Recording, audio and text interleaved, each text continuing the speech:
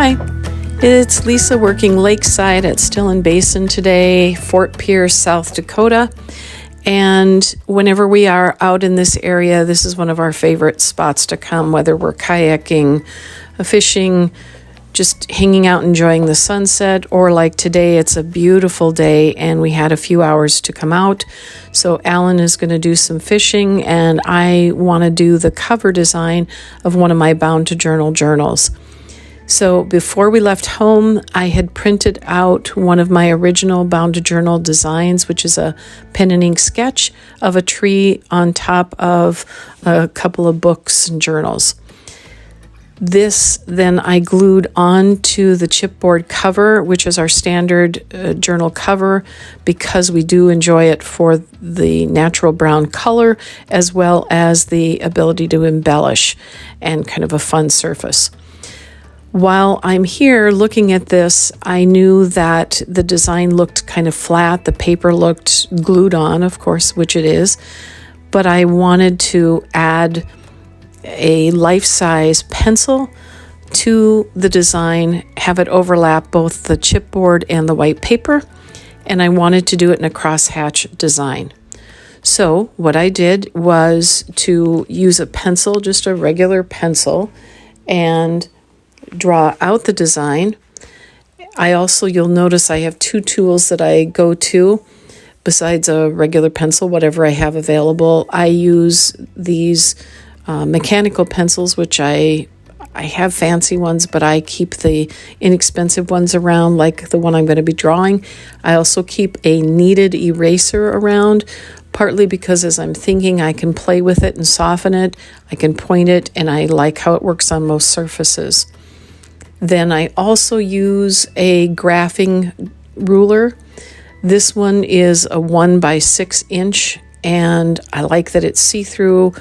The lines almost work like leveling lines for my eyes, and so easy to tuck in almost anywhere in my travel things and have available just to just adjust and correct lines that I'm not sure if they're quite on or not.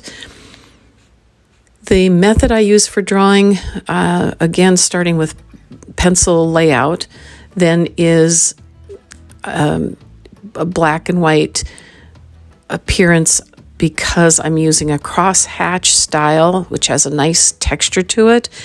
If you're not familiar with crosshatch, it is lines going in different directions, different lengths. Those that overlap the most, of course, block out the background color, making the shading darker, kind of like a population map where the more items in one spot make it look dark, fewer areas it's lighter, that pointillism effect, similar to crosshatch, and it is absolutely one of my favorite ways of drawing for black and white work. I am using a Micron 03 or 05 pen. That's the size that seems to work best for me, although I keep an 01 and an 005 around as well. Usually black, sometimes dark brown. With this, as you can see, as I'm going, I can look at and really study the pencil. I mean, we all know what a pencil is. But when you sit and study, whether you're looking at a flower and you're doing nature studies, or you're looking at an animal or some other, like a tool like I'm doing, if you can sit and study it, that's when you start really getting to know it. You are analyzing how dark is the shadow on the white eraser, how dark is the shaded area or light in the highlight areas of the transparent section of this pencil.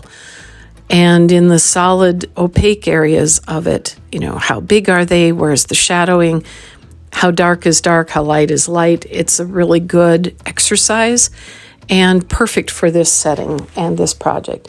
Again, that study as I'm developing the shading helps lay it out in a way that makes the pencil almost look like it's sitting on the surface, more three-dimensional.